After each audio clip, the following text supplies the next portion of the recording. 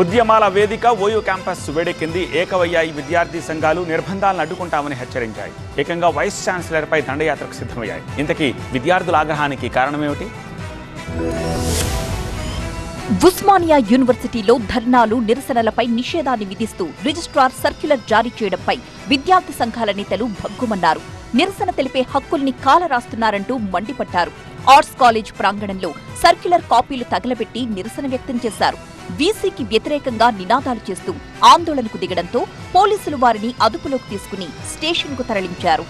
రాజ్యాంగానికి విరుద్ధంగా ఈరోజు సర్క్యులర్ విడుదల చేసిన తర్వాత యావత్తు భారతదేశము సిగ్గుపడిన పరిస్థితి ఈరోజు నెలకొన్నది.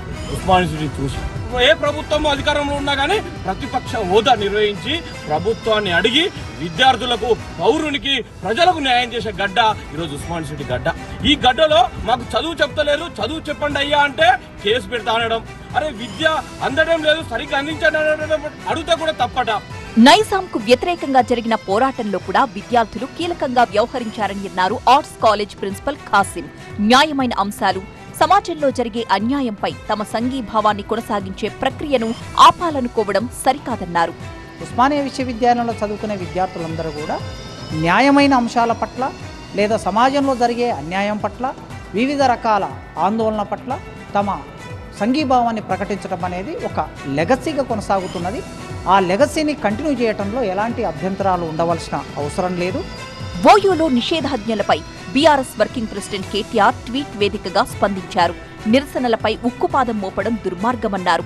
నిరంకుశ వైఖరి మార్చుకోకుంటే గుణపాఠం తప్పదంటూ హెచ్చరించారు. మరొకవైపు బీజేపీ కూడా ఘాటుగానే స్పందించింది. నిరసన తెలపడం విద్యార్థుల హక్కు అని, దాన్ని హరించడం సరికాదన్నారు ఎంపీ ఈటెల రాజేందర్.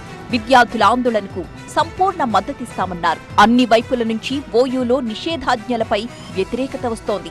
మరి బీసీ నిర్ణయం మార్చుకుంటారా, లెక్క చేయకుండా ముందుకే వెళ్తారా చూడాలి.